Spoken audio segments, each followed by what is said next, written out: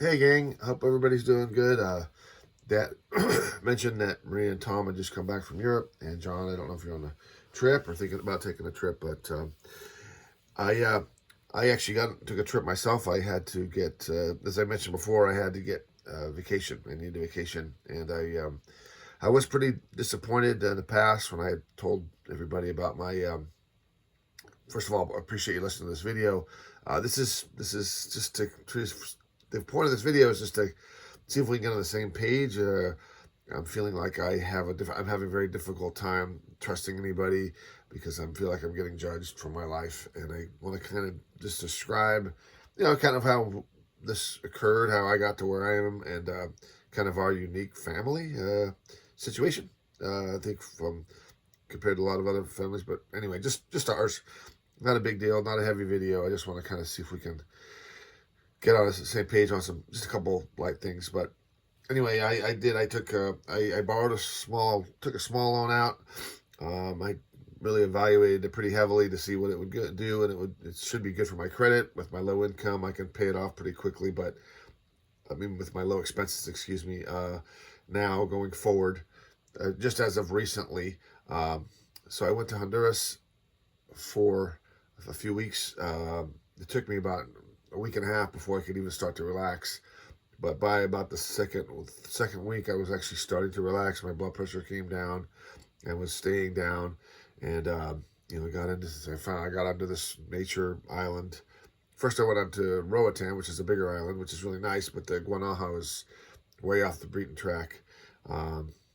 There's actually a archaeologist that Dad had done. He was familiar with some of her work that lives on that island. And anyway, I needed it really, really badly, and I had to do it. I had to do it myself. I understand your guys' ideas of this $1,000, and it does help me obviously.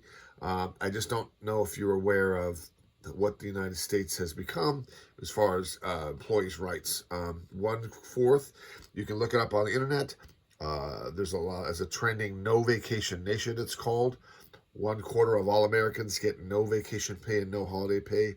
Fortunately, I am one of those people in that situation. So my current role has zero vacation pay and zero holiday pay. We're forced to take holidays off without pay. Uh, these are professionals, and we're at this level. So U.S. it's always been an experiment, right? The U.S. it's not a real country as compared to countries go. It's an experiment in pure capitalism. That's what the founding fathers said. That's what you hear people say it all the time. And so we're seeing, I guess, at this point, seeing how far they can push us. And obviously, it's backfire. It's not working, I should say, because a lot of Americans are doing some things that aren't, taking it into their own hands. But for me, I need to get out of America. Obviously, I have the means to do it. So I'm going to plan on I'm doing that. I came back from this trip realizing, I made like 10 friends in 3 weeks. I haven't made 2 friends in 15 years in San Diego. So it's just a place that you don't make friends. You don't talk to people. You don't try to be friendly with people. It's just, I mean, you can be fake friends with people, but you'll never. It's really, really difficult to be real friends. At least for me. I'm not a soldier. I'm not a surfer, and that's a tough deal. So, but what I wanted to say was that my, when we were, I just need to go into our little history. We're family, real quick.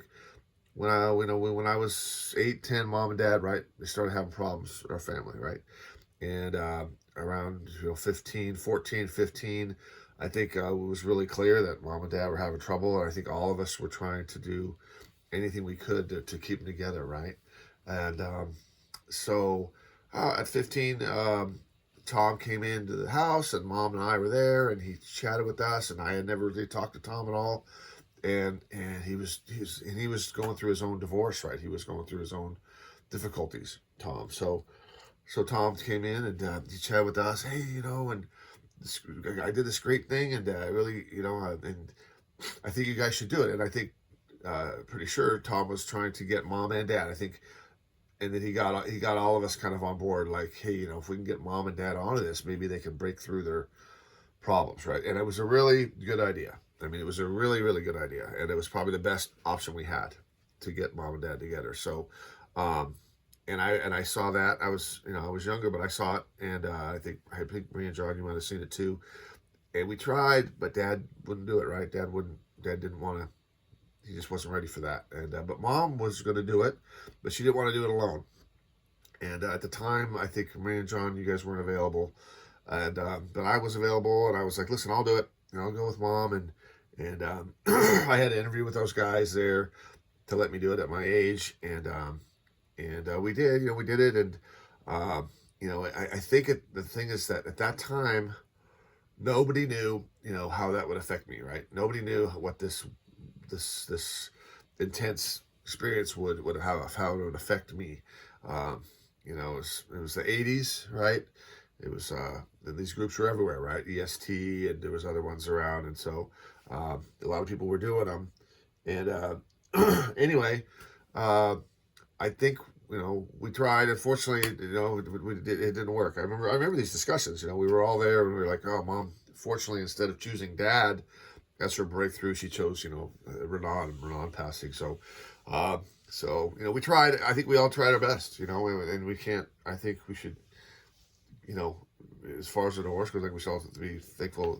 Appreciate ourselves for trying everything we could to keep Mom and Dad together. So, but how it affected me in a very, very big way, right? I became kind of unmanageable, I would say, to a point. I would say maybe I want to say unmanageable, but probably hard to give me advice from you guys. Mom and Dad are my parents, right? They were going to be there no matter what happened, right? So, but it might have been a little hard. Because when I went back to high school, I was just literally floating above everybody else. Like I had spent 2 weekends with 300 adults that had shared everything in their lives with me, and I was going up and high fiving seniors, and I was like, I think I was a freshman or sophomore, and I was hanging out with the coolest people in the school. I wasn't even playing football at that time. I think I was in the band, and I don't know if I was in any other clubs, but it really, the effect was something that I couldn't really, nobody else I knew had that experience. There was we'd have retreats, and I would go, oh yeah, let's do retreats, because I remembered what those were like, and I would be like, this retreat's cool, but it's nothing like what I did. So, but it just, over a long period of time, it did kind of, I think obviously it changed me where I was probably hard to give advice to. I know several people tried to give me advice. I think Tom and John, you guys probably tried to give me advice on how to do certain things, and I would listen to a point, but then I wouldn't do it all the way. I also lost out on some discipline, I think, at that, the divorce in general. I think, Mom and Dad just weren't talking to each other for a long time. And so stuff that I think the rest of you guys got, at least Tom and John, for the full 18 years, I didn't get, was how to manage your money, which was a big thing. How to, stick with a job for a period of time was another thing. So I lost some of that, but I somehow managed to, barely made it through high school. That was more just the divorce stuff. And then I somehow, I got lucky with some good influence from some friends that were there for me, and asked me some hard questions, and I went and got through JC and somehow got through college. And then from there I got I think Tom gave me some influence on how to go into IT, which was really great. But it was still difficult to give me advice on a lot of things. And anyway, I just but the point being that as you can see here, I put a partial list of all the projects that I've worked on over the last 20 years, and I do feel when talking with the group that my work in the all the time I've spent. I mean, I know all of us have worked hard. Some raised family working hard, but I worked hard too, and I feel like I do feel that I'm being told to ignore all of my work for the last 20 years, ignore what I was doing, because for some reason it didn't make money, and I understand that that's the American way, right? If you aren't successful, then nobody cares. But we're also a family, and I did a lot of work. I mean, I built, oh man, I made presentations, I made videos, I made business proposals at length, spreadsheets, projections for a lot of different projects. A lot of, I would say probably half of them were for the public good, climate change, women's rights, women's education, solving plastics pollution, all kinds of other things. But then some of the other ones were just like, lending a lending company and some other business ideas I had with other people, um, but I just they never took hold because of probably maybe two reasons. One was my lack of personal financial management. That was probably number one. And the other one, maybe just maybe I was also still having trouble personally connecting with people and being humble enough to connect. But I think the number one thing was probably my financial issues. So, and I was having trouble. I think many years ago I tried to, John, right after Mom passed, John, had a heavy conversation with me about, about therapy and talking to me about people who were famous that had therapists and how important that was. And so I realized that, and I did try to manage that personally myself, but I wasn't very good at it. I wish I would. I wish at the time, I could have had a conversation with, I don't know, all of us about taking some of that, of my funds and dedicating it to a therapist, And I thought about that a few years back, but I never followed up on it to say, listen, I'd like to take a percentage of this, just a chunk to make sure, because that's the number one thing for me is having somebody that I can talk to every week, because I've gotten really isolated with these projects, and because some of these projects, some of these things I have seen and perspectives I've had are are on big industries that basically cannot be changed. Right? There's certain industries that cannot be changed. They're too big, and they cause a lot of problems environmentally and stuff like that. But they can't be changed. They're too big, and anybody that even tries to do that is in danger. Really, I've read a lot about that. You can't do that, and so I've had concepts about that, and I've gotten to points many times where I've said, oh, I've got this book I've written, or I've got this manuscript I've written, or I've gotten this point that I think we could really make some change. And I think about it, I'm like, wait a second, I can't do this. Like, this is going to put my life at risk. This is going to put my family at risk, my brothers, sisters, my nieces and nephews. I can't do it. I can't go forward. And so I literally have to stop with a business idea and roll back and go, okay, well, I can't do that.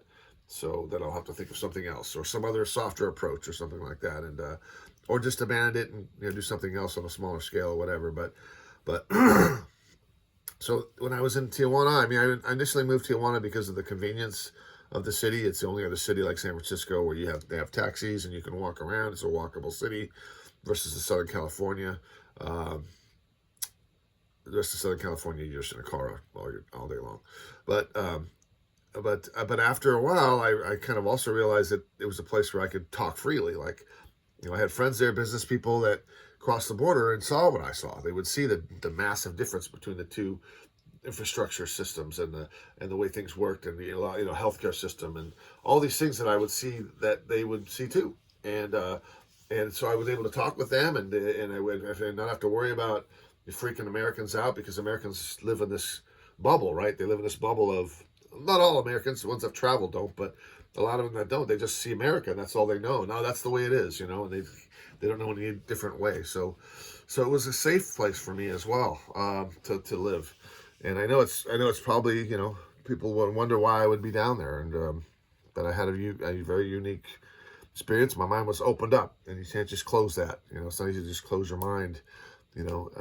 So anyway, my point is,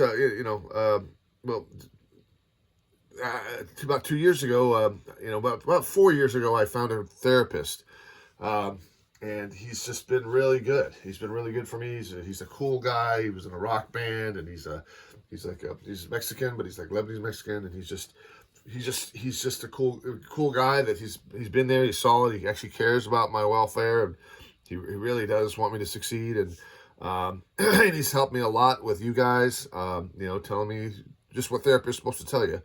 But he's in my price range, and he sees the works. He's in Mexico. He's in the southern part of Mexico, and it's a price range I found that I can cover whether I've got a job or I don't have a job or whatever's going on. And so he's been able to be there for me, and he's helped me look at medication. Medication for me. I was resistant about it a long time ago from when Tom and you guys were talking to me about it.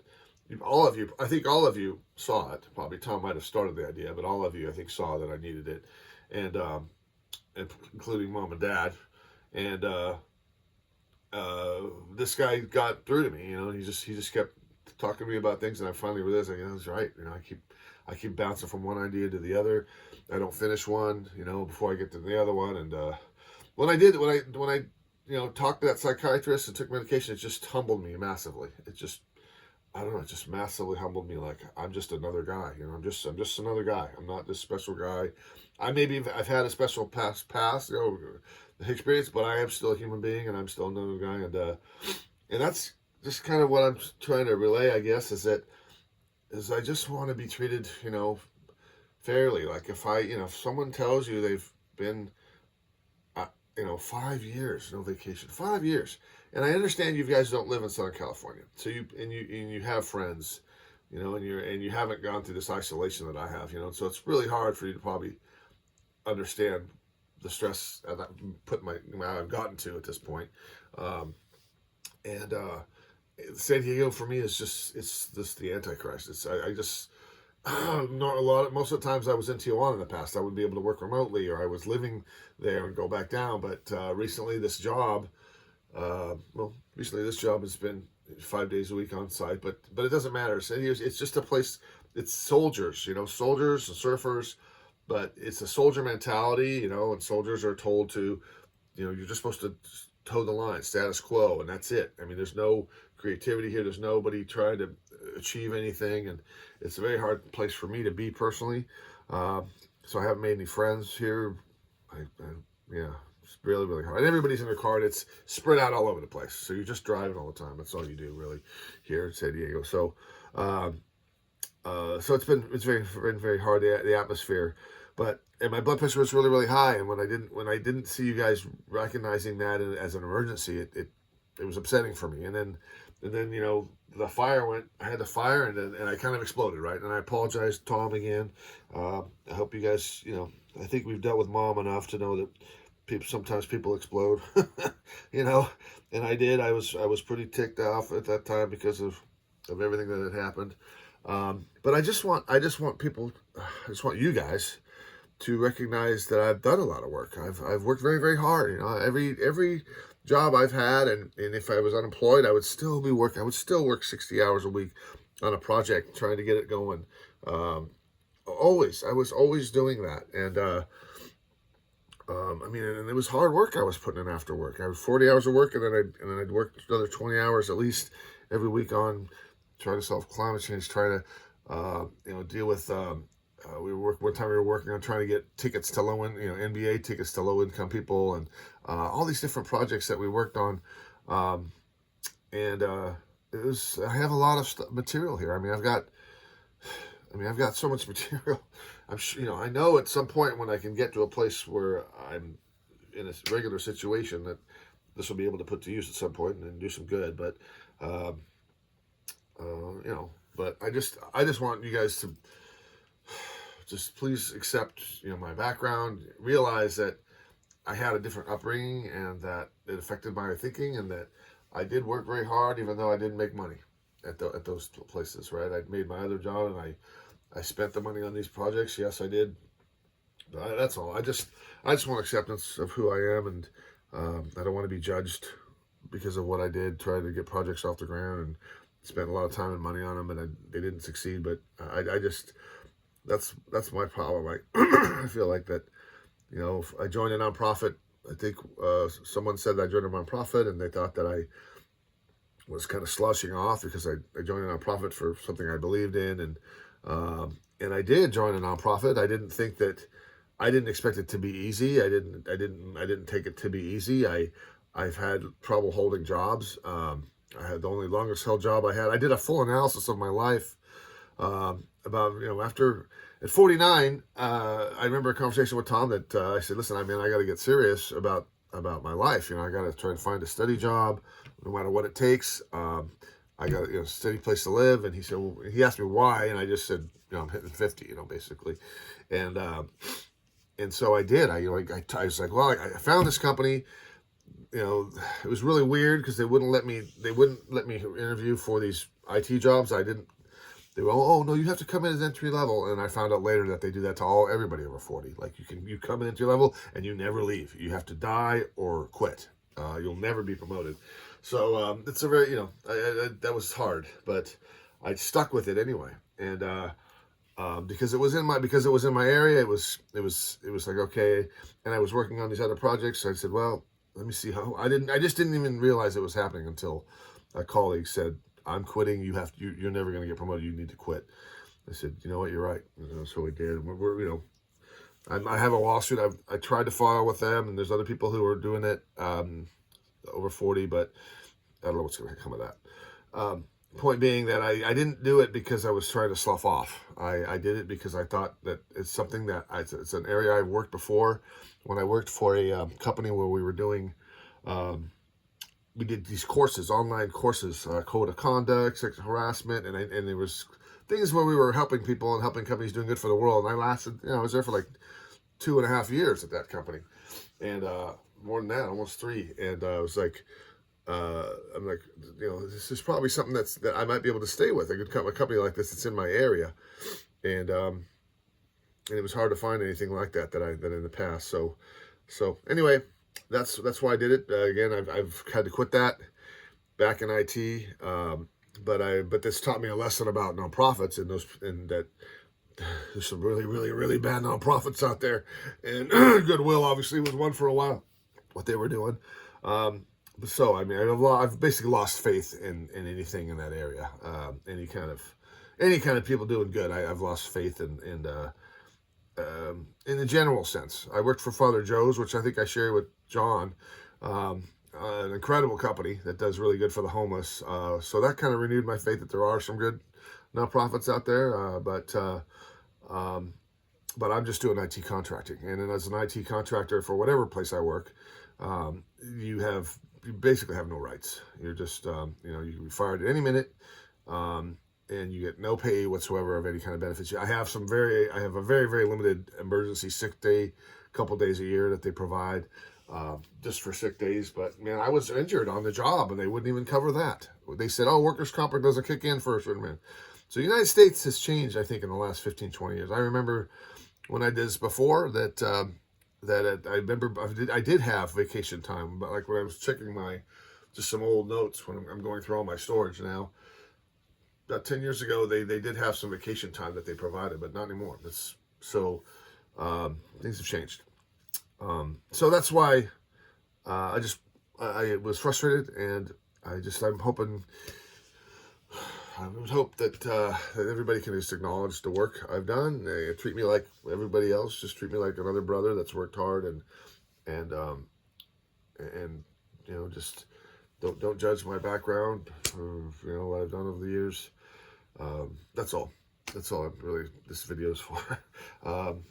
That's about it. I love you guys. I am. Coming back from this, I want to get to Europe. I'm trying to move by the end of the year. I got to go to Italy, right? Because I got the Italian passport. I need to learn Italian, obviously, because of my passport. And yeah, that's it. And I'm pretty sure if I go there, I will see you guys much more often. Tom and Maria, from what I've seen, you guys go pretty much once a year to Europe. So, and then when John gets to Thailand, I'll be closer to Thailand. I can go pop over to see him. So I think it'll be good. But I need to do it. I want to do it. I need to do what I love to do in life. And if my plan is, I'll look for IT, but I will teach English if I have to for a little while, just to get over there and get income. And then from there, I'll find an IT job. So it kind of just depends. I haven't started that job search yet, but should be. I found agencies that do English teaching. So I'll be looking into those over the next month. And yeah, that's about it. Everything else I'm closing out over the next month. So, I'll keep everybody posted, obviously. But, yeah. Anyway, that's it, guys. I look forward to seeing everybody, and hope everybody's doing good. Okay. Love you. Bye.